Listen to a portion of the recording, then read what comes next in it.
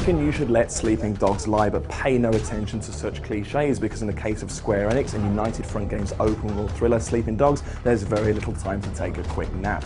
Years in the making and featuring non-stop action inspired by the cream of Asian cinema, Sleeping Dogs puts you in the role of Wei Shen, an undercover cop who has the unenviable task of taking down the Hong Kong triads from the inside.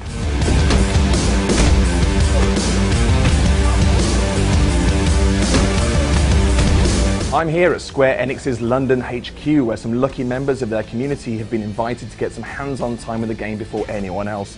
Not only that, but they'll have the fortune of being pestered by me for their opinions. Before interrupting their valuable game time, however, I caught up with Al Cornish from Square to see how the game's shaping up. Hong Kong's really fresh, it's exciting, it's vibrant, the street life is completely packed. When you go through, for example, the night market, one of the areas in the game, is one of the busiest and most vibrant. There's hawkers shouting at you, trying to sell you everything, knock-off goods, clothes, DVDs, whatever. There's people selling food. There's gas rising from vents, there's colourful girls trying to sell you drinks and other things.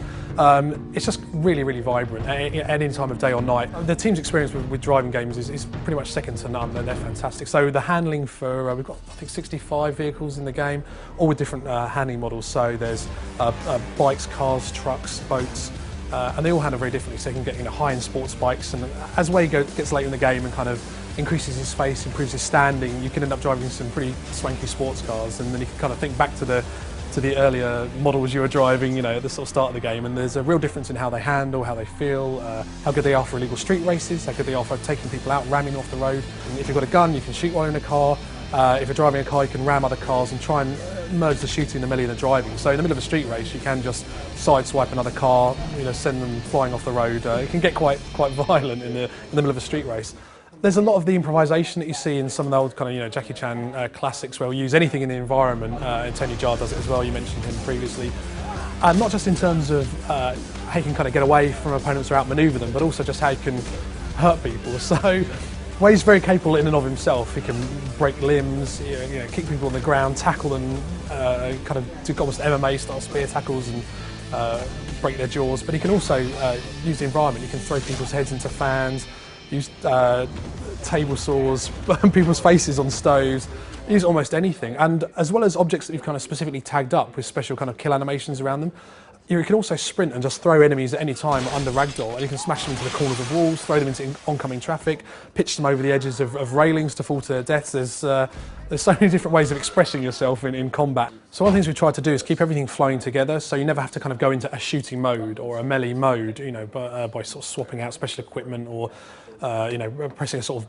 mode toggle button or anything like that. So a really good example is how you go how you can go from melee to shooting. Is if you've got a guy staying behind cover blasting you, you can just charge at him empty-handed, vault the cover, kick him in the face, and disarm him in one smooth move. Now you've got his gun.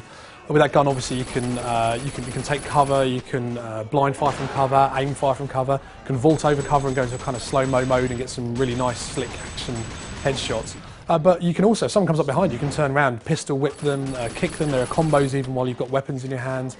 So there's no break in the flow. It all flows together. Again, if you've run out of ammunition for that gun, toss it and vault over the next piece of cover. Smash the guy in the face with the empty rifle. Pick something else up. So community days like this are great to experience. Real people playing the game, see how they get on with it, what they love. See what really tickles them. Is it the story? Is it the combat? Is it the which aspect of it? The free running. We've had kind of focus tests, hands-on throughout development, just to try and hone the mechanics, get them as tight as they can be, as fun as they can be. So this kind of caps it all off. To see at this stage, putting the kind of consumer demo in people's hands and seeing how they respond. So yeah, it's a great kind of end to the project, almost end. I think the thing that might make it stick out the most for me is the story. I think it's very rare that there's been a lot of attempts to kind of do the true crime story, but I think they might have kind of the winning formula. I really like the combat system. It's not like a traditional shooter as you'd expect from an open world game. They kind of tend to be together, but it's a free flow system similar to the Batman series. So yeah, and lots of contextual moves against environments. It offers a lot of different kinds of combat and driving and things, and it's got a really great world that it builds up. It's really colourful, which is cool, and it's just, yeah, it's got a real edge to it, which is really impressive, and that's what you want from the game. I think mostly the combat seems to have stuck out the most. It's quite free-flowing like Arkham City, but it's got these quite visceral finishing moves which kind of provide a nice closure to the fighting.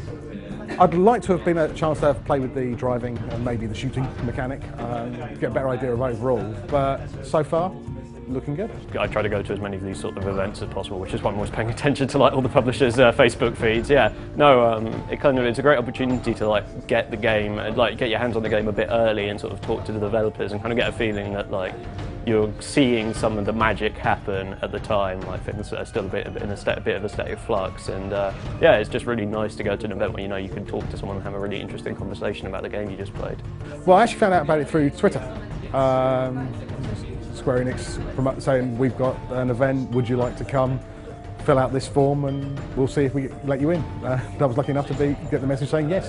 There's plenty more coming for the community. Can't go into too many specifics now, but the best way to keep in touch and see what's coming down the pipe is to like us on Facebook, follow us on Twitter, or go to sleepingdogs.net for more information.